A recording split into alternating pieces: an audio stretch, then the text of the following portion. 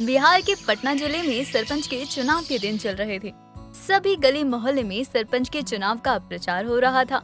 हमारा सरपंच कैसा हो, बोला सिंह जैसा हो। आपकी गली मोहल्ले में जो भी कमियां है उसको हम पूरा करेंगे। ये हमारा आपसे वादा है। आप सभी की गली में पानी होगा, बराबर बिजली आएंगी। बस आप सभी अपना कीमती वोट भोला सिंह को ही दे। अरे कुछ नहीं करते हैं आप सरपंच लोग। पिछले 4 साल से ये नाली का पानी हमारे गली में बह रहा है। इसकी वजह से ना जाने कितनी बीमारियां पनपती हैं। पर आप सरपंच लोगों को का कुछ परवाह तो है नहीं।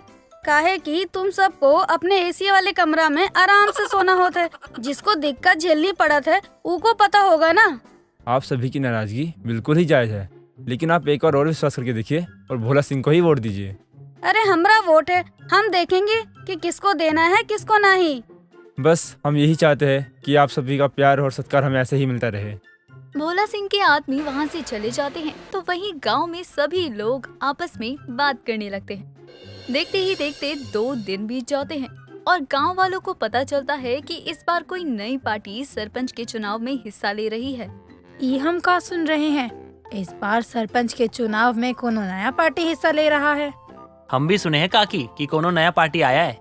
वो लोग आपस में बात कर ही रहे थे, तभी वहाँ एक और जीप आती है और इस बार उस जीप में आदमी के साथ औरतें भी थी और पोस्टर भी अलग था। आप सभी को मेरी तरफ से नमस्कार। कैसे हैं आप लोग? हम तो ठीक हैं, पर आप कौन हैं? कहीं आप भी तो सरपंच के चुनाव की भीख मांगने तो नहीं आई हैं? देखिए, वोट देना ना देना तो आप सभी के ऊपर है और हम तो ये कहेंगे कि आपका जहां जिसको वोट देने का मन हो आप उसको वोट देना। हम आपको बताने आए हैं कि इस सरपंच के चुनाव में हमारा नया पार्टी है। अगर आप लोग अपना सपोर्ट दे देते तो हमको बहुत अच्छा लगता।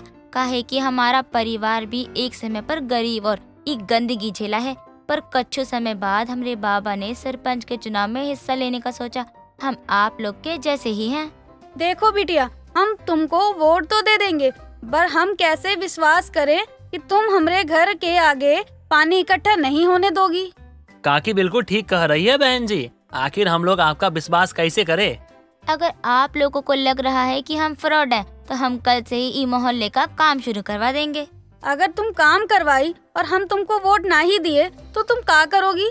देखिए आंटी जी, विश्वास पर तो दुनिया कायम है और अगर आप हमें वोट ना ही देंगे ना तो कोई बात नहीं, हम किसी के लिए कुछ करेंगे। हमारे लिए तो ये बहुत बड़ी बात है। कभी न कभी तो भगवान हमको हमारे अच्छे कर्मों का फल देगा ही ना।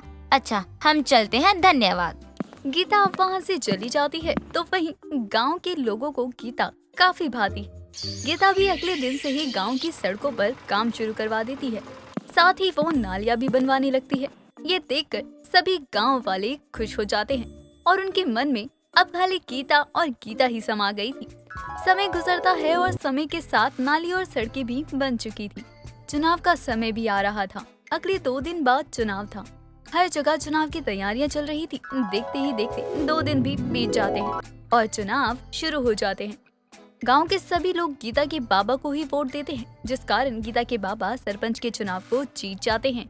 आप सभी लोगों का बहुत धन्यवाद।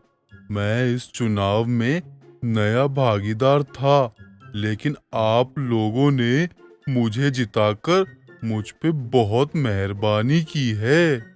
अरे सरपंच जी, मेहरबानी हमारी नहीं आपकी लड़की की है। हमारे घर के आगे इतनी गंदगी थी, जब वो आई तो गंदगी को साफ करवाई। ये तो हमारा काम है भैया। खैर, आज हमारे बाबा जीते हैं तो इस खुशी में हम आप सभी को हमारे घर शाही दावत के लिए बुलाते हैं। आप सभी शाम को हमारे घर जरूर आना। पर बिटिया, हमने तुम्हारा घर कहाँ देखा है? ज्यादा दूर नहीं है काकी, इस गांव के नुक्कड़ पर ही हमारा घर है। सफेद रंग का सबसे बड़ा घर है। जो दिखेगा ना, समझ जाइएगा वो घर हमारा ही होगा। गीता अपने बाबा के साथ सभी गांव वालों के आगे हाथ जोड़ती है और उन गांव वालों से विदा लेकर चली जाती है। शाम को अब सभी गांव वाले अपने सरपंच के घर शाही दावत खाने के लिए जाते हैं। सरपंच का इतना बड़ा घर देखकर सभी की आंखें फटी की फटी रह जाती हैं। इस सरपंच जी का घर कितना बड़ा और सुंदर है ना? हाँ काकी, आप तो सही कह रही हैं। ये तो सच्ची में बहुत बड़ा घर है और मस्त भी है बहुत। जहाँ सभी सरपंच के घर के बाहर आपस में बात कर रहे थे तो वहीं एक गार्ड आता है और वो गांव वालों को ऐसे घर निहारते हुए देखकर टोनी फटकार लगाते हुए कहता है। तुम लोग कौन हो बे, जो सरपंच जी के घर के बाहर इस तरह से नजर गड़ाए खड़े हो? हमको सरपंच जी की बेटी गीता जी ने बुलाया है यहाँ पर, और तुम हमसे इस तरह से बात नहीं कर सकते हो, समझे? क्या बकवास कर रहे हो? भला मैडम तुम सबको काहे बुलाएगी? चलो भागो यहाँ से। वैसे भी यहाँ पर अभी बहुत बड़ा प्रोग्राम शुरू होने वाला है। अरे उन्होंने हमें यहाँ पर उनकी शाही दावत के लिए बुलाया है। आज उनके घर में शाही दावत है ना। क्या तुम सभी लोगों को शाही दावत के लिए बुलाया है? ऐसा कैसे हो सकता है? गार्ड सभी से बात कर ही रहा था कि तभी वहाँ पर गीता आती है और अपनी गार्ड की बात का जवाब देती है। इन्हें अंदर आने दीजिए काका, उन्हें हम नहीं बुलाया है, काहे कि ये चुनाव हम इन गांव वालों के चलते ही जीते हैं। पर बिटिया, अभी सरपंच जी का प्रोग्राम शुरू होने वाला है ना। हाँ होने वाला था, पर वो रात में होगा। दिन में हमने इनके लिए शाही दावत रखवाई है। गीता की बात सुनकर गार्ड उन सभी को घर के अंदर आने देता है। अब सभी गांव वाले सरपंच के घर में आते हैं। सरपंच का घर बाहर से जितना सुंदर था उतना ही सुंदर वो अंदर से भी था। ये घर कितना बड़ा है। अरे ऐसा घर तो हम सिर्फ टीवी में देखे हैं। आप सभी बैठ जाइए, आप सभी के लिए खाना लगवाती हूँ मैं।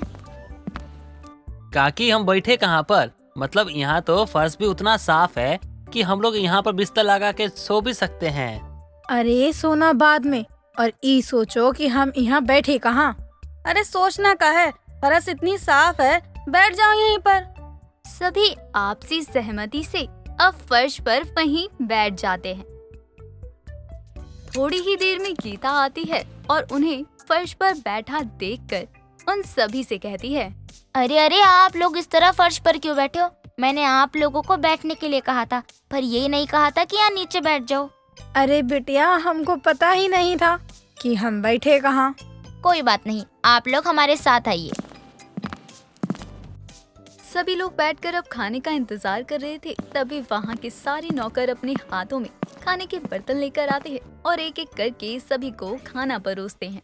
खाना परोसने के बाद वो सभी एक साइड खड़े हो जाते हैं, तो वहीं गांव के सभी लोग बस खाने की शक्ल ही देखते रहते हैं।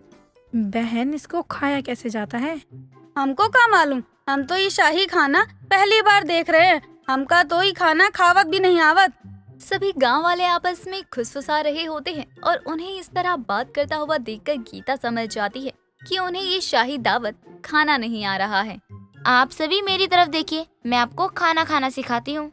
गीता का इतना प्यारा नेचर देखकर सभी को बहुत अच्छा लगता है और गीता को काफी आशीर्वाद देते हैं लोग। सरपंच की शाही दावत खाकर वहाँ से सभी लोग चले जाते हैं। साथ ही सभी गांव वाले गीता की बहुत तारीफ भी करते हैं।